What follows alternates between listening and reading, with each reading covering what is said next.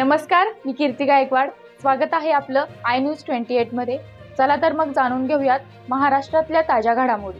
Gondkhairi toll नाक्यावर प्रहारांचे आंदोलन। नागपूर जिल्ह्यातील गोंडखैरी टोलनाका येथे बच्चू कडू यांच्या आदेशानुसार काल दिनांक जुलै 24 रोजी राज्य सरकारांच्या शेतकरी विरोधी धोरणावर संताप व्यक्त करीत नागपूर अमरावती राष्ट्रीय महामार्गावरील गोंडखैरी टोलनाका परिसरात जनशक्ती प्रहार पक्षांच्या नेतृत्वात तीव्र चक्काजाम आंदोलन करण्यात आले। आंदोलन शेतकऱ्यांनी सरकारच्या स्वर्गरथाची जाळपोळ केली। तसेच त्या आंदोलनाची माहिती मिळताच कळमेश्वर नगरपरिषद अग्निशमन पथकाने तात्काळ घटनास्थळी धाव घेत आग विझवण्यात आली। तसेच पोलिसांनी तातडीने हस्तक्षेप करीत दंगल नियंत्रण पथकांसह घटनास्थळी धाव घेतली। त्याचबरोबर 10 ते 12 प्रहार कार्यकर्त्यासह अनेक शेतकऱ्यांना ताब्यात घेण्यात आले।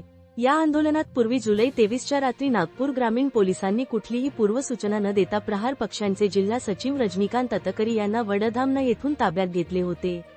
दिव्यांग 6000 रुपये महिना मिळाले पाहिजे आणि शेतकऱ्यांचे सातबारा कोरा करावा यासाठी बच्चू कडू यांनी बोलले होते।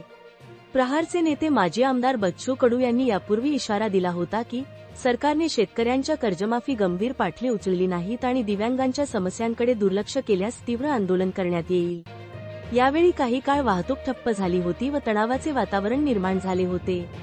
अपर पोलीस अधीक्षक नागपूर ग्रामीण अनिल मस्के, कळमेश्वर पोलीस निरीक्षक मनोज काळबांडे आणि पोलीस चोख बंदोबस्त लावण्यात आले।